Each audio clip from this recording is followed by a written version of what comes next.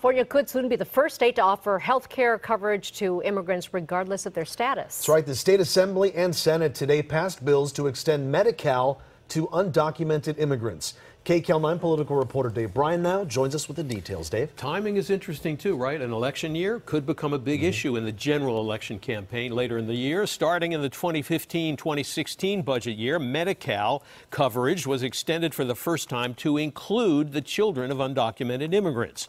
Now the question is, should adults be next? There are hard-fought arguments on both sides, even as the bills pass their first test in the legislature.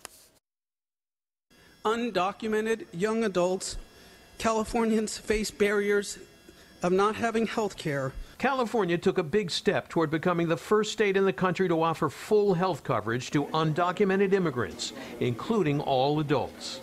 Both houses of the state legislature on Wednesday passed different versions of bills that would extend Medi-Cal coverage to people of all ages, undocumented or not, who would otherwise be eligible for those benefits but for their immigration status. But it didn't come without objection from some Republicans who fought hard against it, sparking a heated debate. The hard-working citizens of California should not foot the bill for illegal aliens in this situation.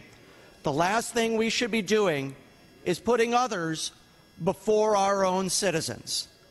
There are more than 1 million California citizens who cannot afford health care within our state. How do you tell an American citizen that taxpayer funds that would have been used for them to receive care will go towards the care of an illegal alien?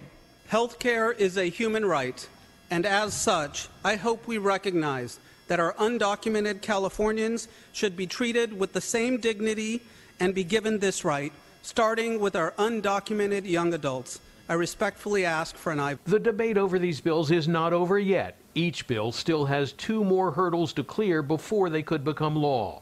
State Senator Ricardo Lara from Bell Gardens is the author of one of those bills, which passed the state Senate Wednesday, and now has only a couple of weeks to pass in the Assembly. So we're roughly talking about 30 to 35,000 seniors would qualify for this program.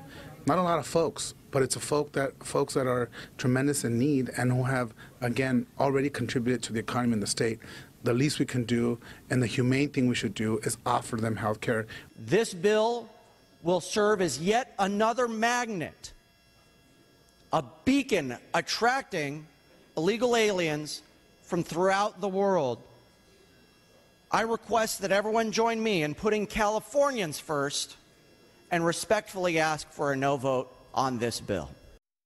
Now, the other question is whether Governor Brown would sign these bills into law if both houses of the legislature do pass them.